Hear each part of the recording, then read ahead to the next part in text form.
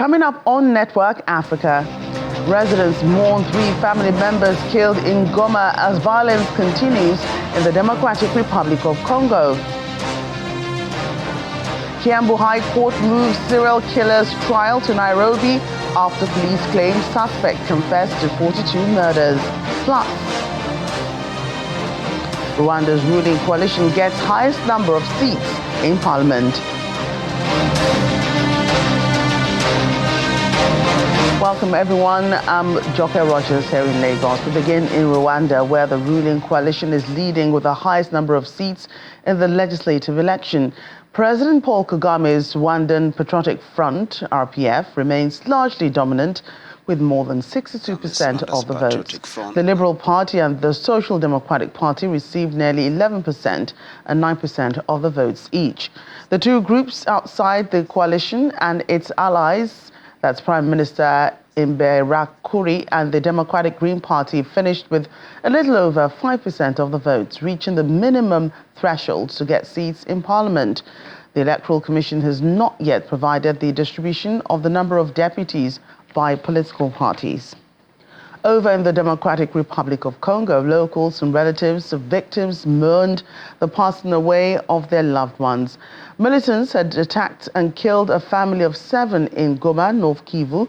On Wednesday, residents feel helpless, claiming that in spite of a U.S.-mediated humanitarian truce between Kinshasa and the Rwandan-backed M23 rebel group, attacks are repeated daily with reckless abandon. According to them, the militants also carted away the possessions of their victims. A recent UN report accused Rwanda of supporting the M23 group, although the country strongly rejected the claims. Let's get more on this. Joining us on the program is a resident in the Democratic Republic of Congo, Peace Kuhima. He's in Kinshasa, the capital. Welcome to the program. Thank you very much. Here in Kinshasa, the situation is not well, you know. For the war just at the east of the country, people are dying, and the people are soldiers from Rwanda are attack people and kill them. No water, no drink, no food. They are sleeping everywhere, just in the wood. Then no one just to come to rescue them. And like you see, the problem which we have the problem against France, USA, and they are supporting the government of Rwanda, and they are killing people. This is why we are praying and looking how to deal just to stop that war. But it's very difficult just to see that people, since 30 years ago, people are dying. They are killing people, but no rescue. This is why we need many organizations, international organizations, just to rescue us, but nothing is done. Situation is not well. Even the president is making effort, but like this is the war from everywhere, it's very difficult just to manage that situation. And now that President Paul Kagame has won the elections in Rwanda by a wide margin, how are DRC residents feeling about his victory? We know that there is a dictator, is not a democracy there. Then we can say that this is a good victory. This is, like we know, the guy is a dictator. Then it's not a Democrat vote. It's not a good vote to say that he win. He doesn't win because he's not a good president. Huh? Even the opposition for him are killing somewhere, everywhere. It's difficult just an opposite person just to come to be an adversary of him in this election. They say that he's the only candidate just to be the winner also. It's very difficult to say that this one he won very well this election. Right. So just one more question there. There has been attack after attack on DRC communities, and they are accusing the M23 for militant presence in their towns. Has President Tshisekedi spoken publicly about any form of engagement with the Rwandan government or others to stop the violence in the DRC? Yes, the problem is very difficult just to master. There is many group of army from everywhere that even Rwanda and Uganda are against us, with many group of military from the people come from the different country to fight against that. It's very difficult. We have a big problem about that, but our government is making an effort just to look how to have peace. Right, DRC resident Peace Kohima, thank you so much for joining us on the program today, and we wish you safety. Thank you, you're welcome. Well, Kenya's opposition coalition has ruled out any possibility of a liaison between it and the government following the recent anti-tax protests that has led to at least 40 people dying. This follows recent meetings between the government of President William Ruto's coalition and Mr. Raila Odinga Azimio La Umoja coalition that began last year. Protests, which began on June 18, called for the sack of cabinet ministers over incompetence, corruption, and inordinate display of opulence. President Ruto has since stopped the new tax bill, but protesters are asking him to step down as president. Still in Kenya, police have banned protests in the center of the capital, Nairobi, and surrounding areas until further notice, citing their leaderless nature that has made it difficult to enforce safety. The Nairobi city center has been the heart of the youth-led protests, which have also taken place across the country. The protests began against unpopular tax rises, but after they were withdrawn, have become broader with calls for President William Ruto to resign. More protests were planned for Thursday, with online posters calling for people to gather at Uhuru Park in the city center before marching on the State House, which is the president's official residence. The ban has sparked outrage online and an argument that the police do not have such power, since Kenyan law gives citizens the right to hold demonstrations. There's currently heavy police presence in Nairobi in anticipation of more protests. And on to another matter, Kenya's Kiambu High Court has ruled to transfer the case of 33-year-old Collins Jamezi Kalusha, allegedly self-acclaimed serial killer, to Nairobi for trial. Police claimed the accused confessed to the killings of 42 women over 2 years. The suspect's legal team is alleging that the confession was obtained under duress by strangling. Kenyan police arrested Mr. Kalusha early on Monday by the following what they call suspicious transactions made using his wife's phone number, whom prosecutors claim was his first victim in 2022. The police are planning autopsies on 9 dismembered bodies, which were found in a quarry just 100 meters away from the suspect's location. The events that he is purportedly accused of happened within the jurisdiction of Nairobi, and so the proper forum to charge him or to make that miscellaneous application is in Nairobi. He has the right to be presumed innocent until proven otherwise. So yesterday, the manner in which we saw the evidence, those paraphernalia that was said to have been gotten from him, displayed, to me begs the question. It's only a court of law that can convict or tabulate the manner in which evidence can be marshaled. So what was paraded yesterday, it has to be subjected to a judicial process.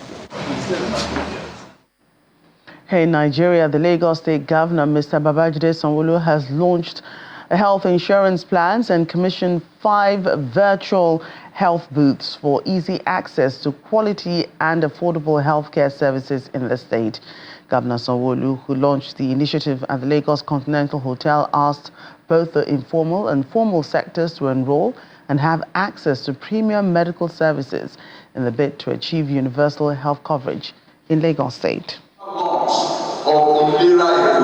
Medical experts from the public and private sector converged on Lagos Continental Hotel to witness the unveiling of the Nigeria-UAE Standard Jara, a social health insurance plan for residents, as well as the provision of virtual booths that will help attend to medical cases at any location in the state.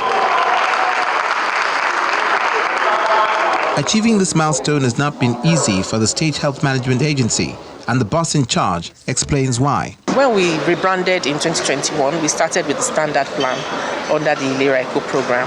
That plan essentially has more of primary care and some of secondary care. And then we are here today to launch our new baby called the Standard Jara plan, which is now a wider bouquet of services, of course, for something that is slightly more expensive because we have put in quite a lot. So we have included things like eye surgery.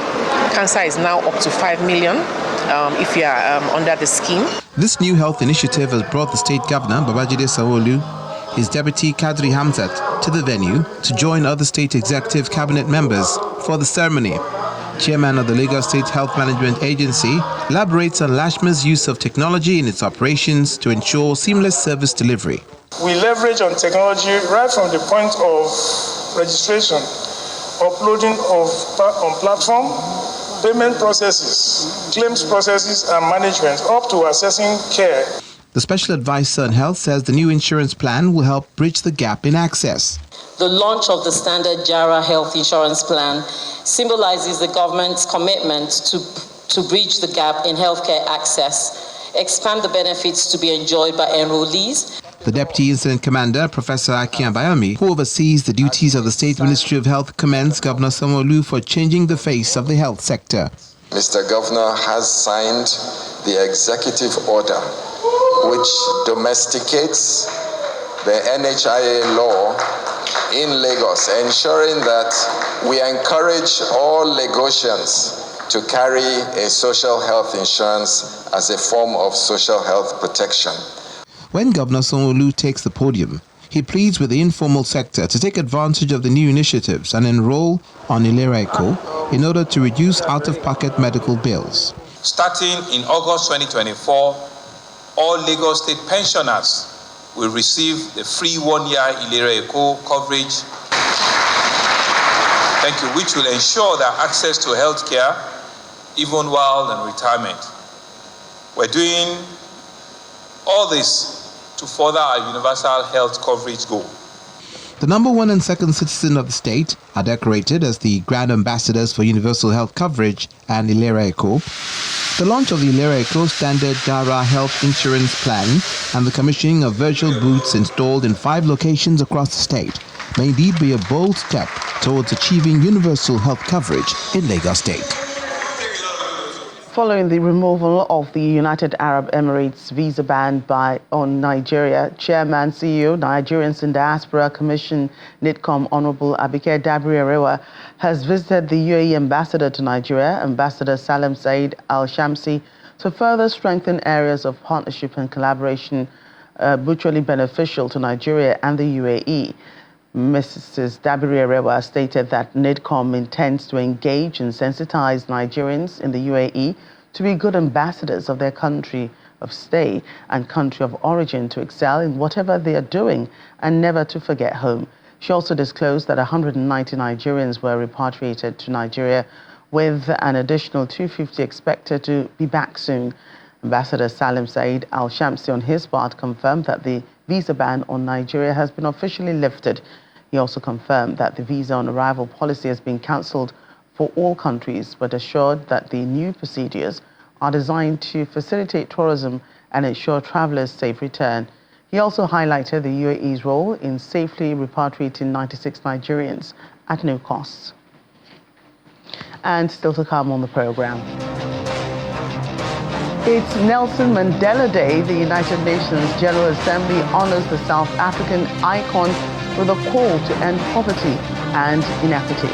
Please join us again. Welcome back to the program. Still in Nigeria, the U.S. President's Advisory Council on African Diaspora Engagement has paid a visit to some Lagos tech startups at Vibranium Valley. As part of their engagement stop, they get a first-hand look at some of the innovative work being done and meet the minds behind them. This visit to Vibranium Valley in Lagos highlights the important role the African diaspora plays in driving technological advancement and economic growth in Africa.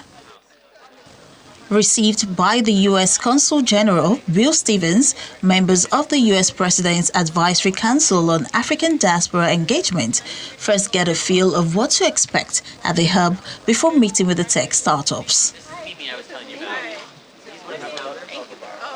Well, we are excited to have you here.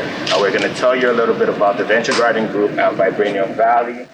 Vibranium Valley is a hub for tech entrepreneurs, startup founders, and VCs who are challenging the status quo.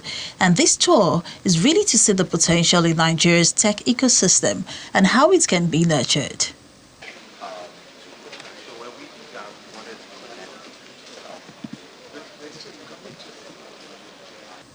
Next is a meet and greet with some of Vibranium's prominent startups, from fintech to health tech, who share their solutions that are driving digital transformation.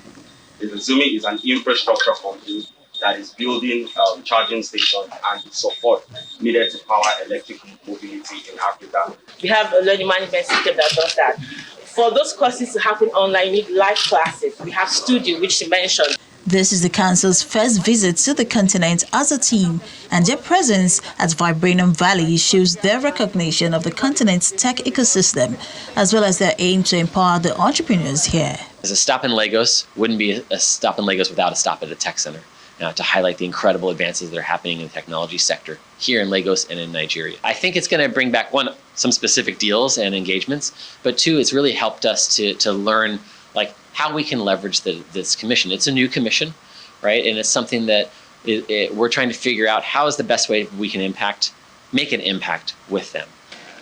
The U.S. President's Advisory Council on African Diaspora Engagement was set up by the U.S. government in September 2023 to provide guidance to reinforce cultural, social, political, and economic ties between the U.S. and Africa.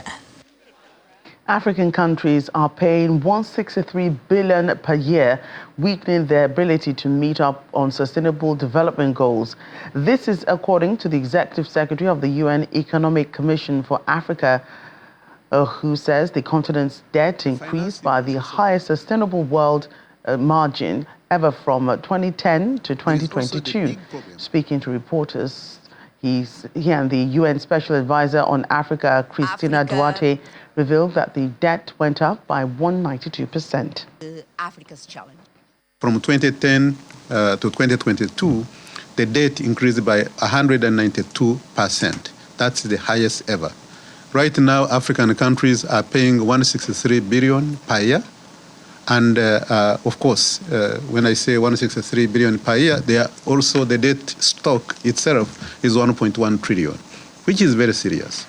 That means that actually by paying the debt, you have no room or very little room to now implement the SDGs, to now implement what is required for the next 10-year program of the African Union, and this is becoming now a challenge.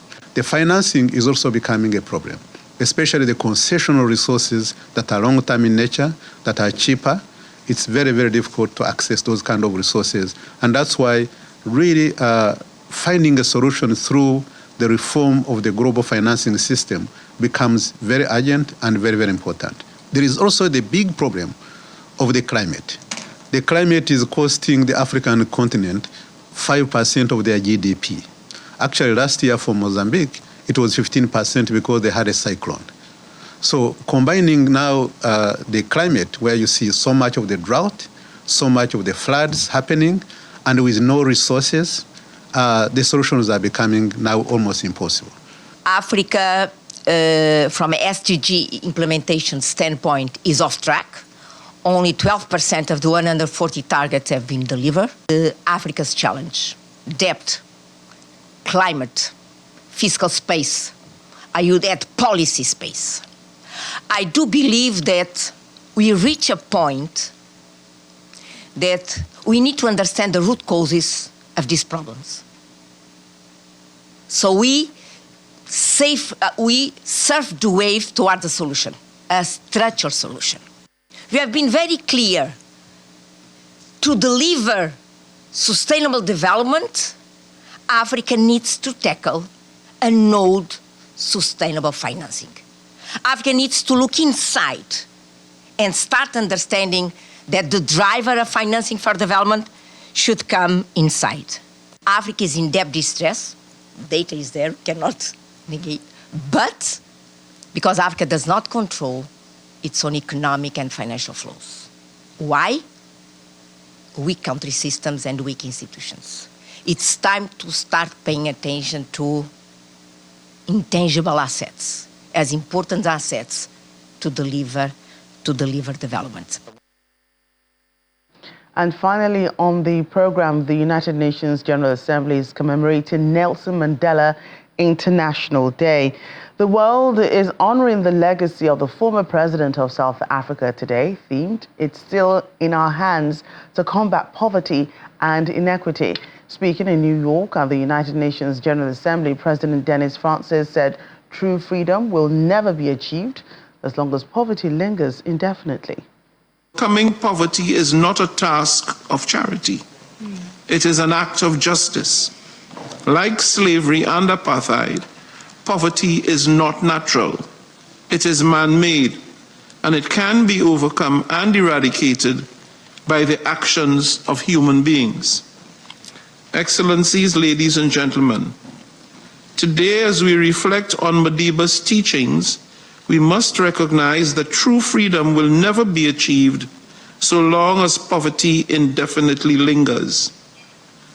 Through our blueprint, the 2030 Agenda for Sustainable Development, we have the opportunity to achieve freedom from fear and want, including eradicating poverty.